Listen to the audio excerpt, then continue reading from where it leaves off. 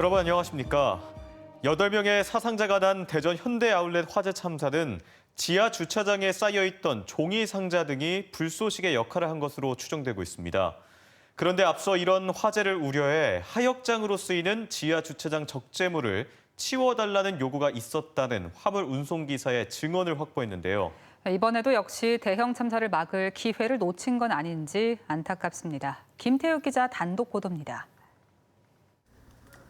현대아울렛 화재 현장에 대한 어제 1차 감식에서 감식반은 불이 지하 1층 1톤 탑차 주변 상자로 옮겨 붙으면서 확산한 것으로 추정했습니다. 최초 1층 하역장에 있던 트럭을 일단 지게차로 들어 올려서 국가수로 이동하는 작업을 했습니다. 잔해물들을 일부 수거했습니다. 그런데 올 초 이런 화재를 우려해 하역장에 쌓인 폐 상자를 치워달라는 요구가 현장 화물 운송기사들 사이에서 있었던 것으로 확인됐습니다. 올해 한 봄쯤에 3월인가 그쯤에 이게 너무 저희가 이제 하역이 이제 불가능하다 보니까 좀 치워 좀 달라. 저희가 너무 힘들다. 박스가 너무 많다. 실제 지난 2월 촬영한 대전 현대아울렛 지하 주차장입니다. 주차된 차량들 한편으로 압축해놓은 폐 상자 더미가 가득합니다. 또 다른 차량 옆으로는 상품을 담은 상자들이 잔뜩 쌓여 있습니다. 하지만 번번이 매장별 상품이라 관리팀이 강제로 치울 수 없다는 답만 돌아왔다고 합니다. 워낙 하역장 주변으로 상자와 비닐 등이 널려 있어 물건을 내리기 위해 차를 후진할 때도 배기구가 종종 폐 상자 등과 맞닿았다고 합니다. 바닥에 이제 폐박스를 겹겹이 무거운 거를 많이 쌓아놨어요. 그래서 딱 저희가 후진을 했고 딱 대니까 발판이 없는 차라고 하면 딱 막히게 생겼더라고요. 마우라가. 전문가들 사이에서도 화물차 배기구 열로 불이 났을 가능성이 제기되는 상황이라 주목할 만합니다. 그런데도 관리는 제대로 이뤄지지 않았습니다. 하역장이 아닌 창고처럼 느껴졌어요.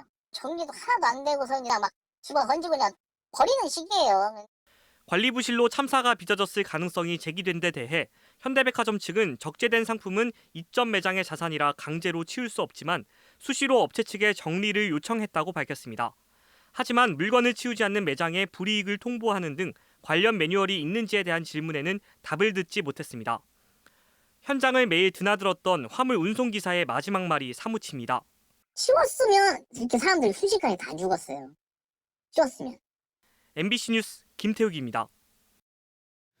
대전 현대아울렛 화재 현장에 유독가스를 빼내는 제연 설비는 한 군데 있었던 것으로 확인됐습니다. 그 부근에서 사망자가 발견된 만큼 제대로 작동했는지 여부가 관건인데요. 스프링클러나 옥내 소화전 등 소방시설이 화재 당시 작동했는지도 미궁으로 남아 있습니다. 김지혜 기자의 보도입니다.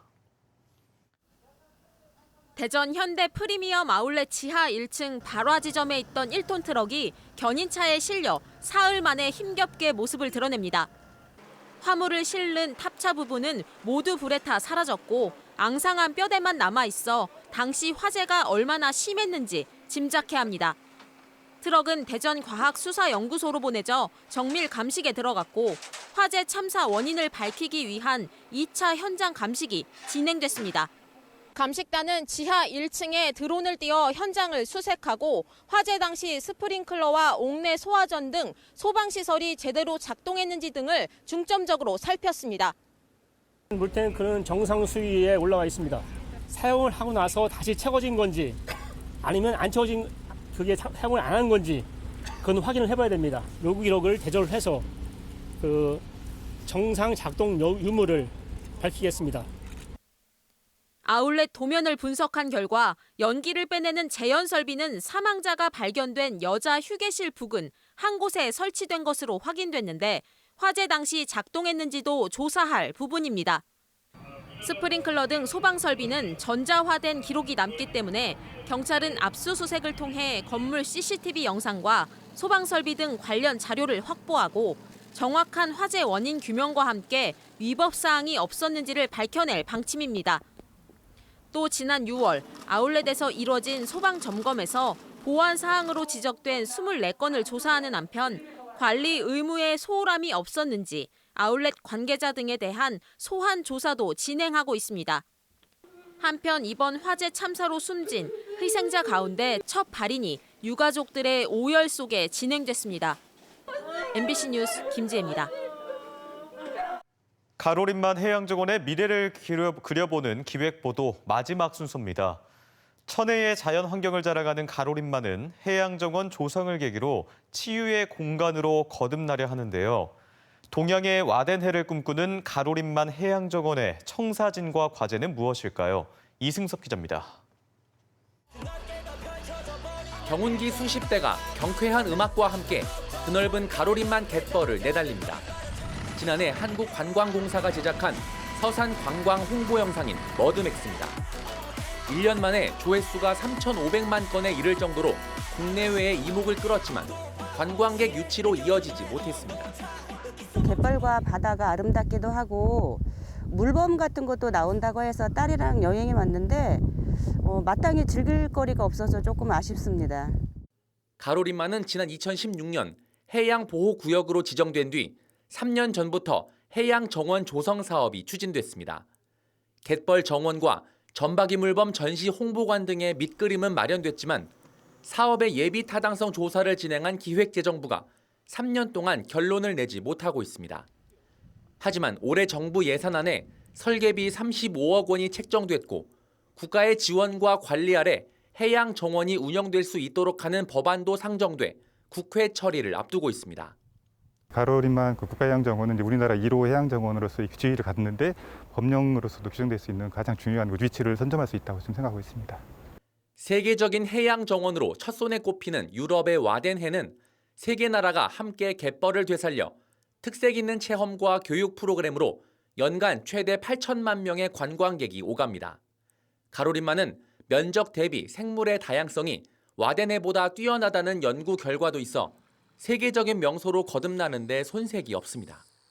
어촌계도 많고 지역도 넓고 태안과 서산을 함께 공유하는 곳이기 때문에 그 지역에 맞는 주민 스스로 할 수 있는 프로그램들을 개발하는 게 필요하다고 생각합니다. 개발을 최소화해 생태 가치를 지키고 사람과 조화를 이루면서 환경을 현명하게 이용하는 것이 해양 정원의 이상적인 모습으로 제시됩니다. MBC 뉴스 이승섭입니다. 지금까지 해양 생태의 보고인 가로림만과 해양정원의 청사진까지 알아봤습니다. 오늘 이완섭 서산시장님 모시고 좀 더 자세한 이야기 나눠보겠습니다. 시장님 안녕하십니까? 네, 안녕하십니까? 네, 앞서 말씀드린 대로 가로림만 해양정원 많은 기대를 받고 있습니다. 시장님께서는 어떤 모습을 구상하고 계십니까? 예, 가로림만 해양정원의 기본 방향은 자연과 인간 그리고 바다와 생명의 조화를 이루는 명품 생태 관광 명소를 만드는 것이 핵심 방향이라고 말씀을 먼저 드리고요. 그리고 가로림만의 생태 가치를 발굴하고 활용하는 다양한 테마가 있는 그러한 융합형 관광지를 조성하는 사업으로서는 가로림만 생태학교도 좀 운영을 하고 그리고 점박이 물범 전시 홍보관도 또 조성을 하고 또 해양문화예술섬이라든가 등대 정원 또 생태 탐방로 가로림만 어떤 전망대 이런 것들을 사업을 통해서 현재 천혜의 자연 조건을 가지고 있는 가로림만에 인공적인 요소를 다소 가미를 한다면 훨씬 가치가 증대되고 관광 명소가 되지 않을까 이런 차원에서 추진하는 사업이 되겠습니다. 이 목표대로 가로림만 해양정원이 조성이 됐을 때 어떤 효과들을 볼 수 있을까요? 예, 좀 전에 말씀드린 거하고 연결되는데요. 국내 최대 생태 관광 명소의 메카가 되지 않을까 우선 그런 생각을 가지고 있고요. 고용 창출 효과 측면에서는 한 3,700여 명의 고용 창출 효과가 있다. 이런 연구 결과도 있기 때문에 일자리 창출에서도 상당히 도움이 될 것이다. 그런 생각을 가지고 있고요. 또 지역경제 활성화는 불을 보듯 뻔한 것 아니겠느냐. 저는 그렇게 생각을 합니다. 왜 그런가 하면 관광 명소화가 되면 아무래도 발길이 많이 잦아들지 않겠습니까? 그렇죠. 또 세계적인 갯벌, 세계 5대 갯벌 중에 하나이기 때문에 거기에다가 가치를 증진시킨 여러 가지 이런 관광 이런 요소가 가미된다면 충분히 지역경제 활성화도 되고 관광 명소로 커나가지 않을까. 이 가로림만 해양정원이 이제 국책 사업으로도 선정이 되어 있습니다. 현재까지 추진 상황도 좀 궁금하고요. 타당성 재조사의 통과 가능성은 어떻게 보십니까? 결론부터 말씀을 드리면 저는 낙관적으로 봅니다. 빠르면 11월 중에는 예타 결과가 나오지 않을까 이렇게 생각을 하고 늦어도 금년 중에는 나올 걸 좀 예상을 하고 있고요.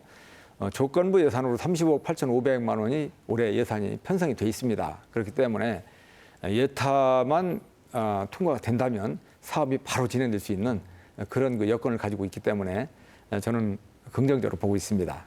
5개년이 끝나는 2026년쯤이면 지금과 훨씬 달라진 가치가 더 훨씬 높아져 있는 그런 가로림만을 볼 수 있지 않을까 이렇게 생각을 하고요. 그 목적지를 향해서 더 열심히 달려가도록 하겠습니다. 네. 자, 그럼 마지막으로 시민과 국민분들께 가로림만 해양정원에 대한 관심, 성원에 대한 당부 말씀 부탁드립니다. 네. 세계 5대 갯벌 중에 하나이면서 대한민국에서 환경가치 1호인 이 가로림만 최초로 대한민국 1호 국가 해양정원이 탄생되는 날을 손꼽아 기다리고 있습니다. 우리 가로림만의 가치를 높인다는 것은 서해안의 가치를 높이는 것이고 또 충청권의 가치를 높이고 더 나아가서는 대한민국의 가치를 높이면서 많은 관광객 유치와 지역경제 활성화, 더불어서는 국가 발전과 직결되는 아주 중요한 과제라고 그렇게 생각을 합니다. 이번에 예타가 잘 통과가 돼서 신속하게 빠르게 추진될 수 있도록 국민적인 관심을 부탁드리겠습니다. 네, 시장님 오늘 좋은 말씀 감사드립니다. 네, 감사합니다. 다음 소식입니다. 대전 현대프리미엄 아울렛 화재 참사와 관련해 이장우 시장은 희생자 유족 지원에 한 채 소홀함이 없도록 하겠다고 밝혔습니다.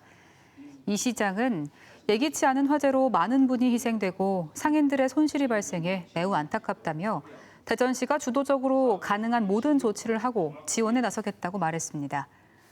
대전시는 시민안전보험 지원, 피해복구 대출 지원 및 이자 보전, 재난심리회복지원센터 상담실 운영, 법률 상담 지원, 피해자 지원 전담반 운영 등에 적극 나설 계획입니다. 또 대형 건물이나 다중이용시설 사고에 대비해 건축 단계부터 안전담보 방안을 마련하고 사무실과 휴게실 등을 지하에 설치하는 것을 금지하는 조례 제정을 추진하기로 했습니다.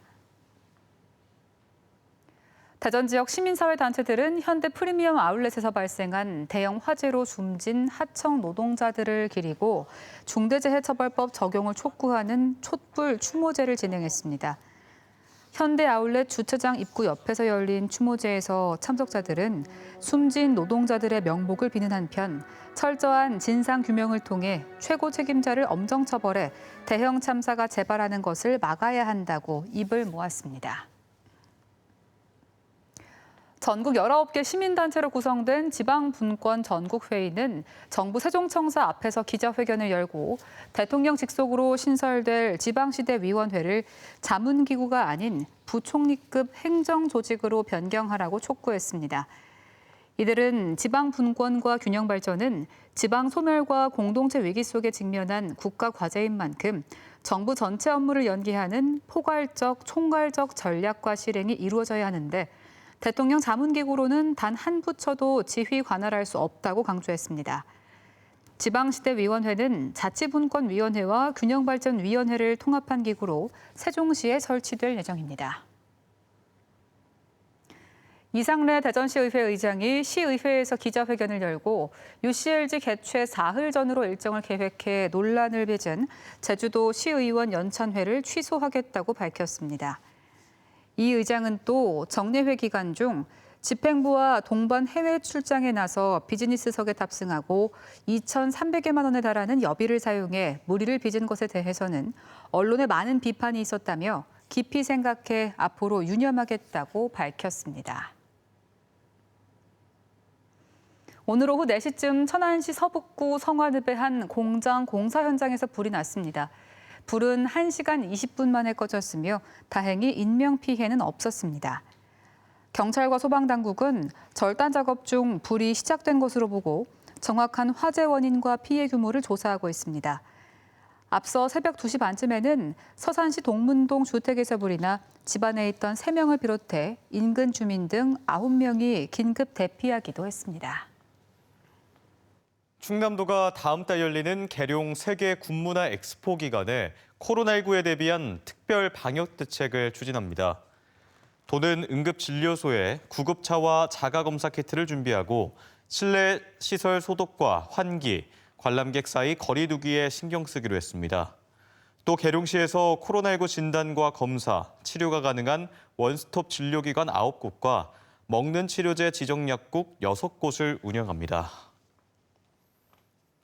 대전시와 한국전자통신연구원 등 8개 출연 기관들이 간담회를 열고 과학도시 대전 관광 활성화에 함께 노력하기로 했습니다.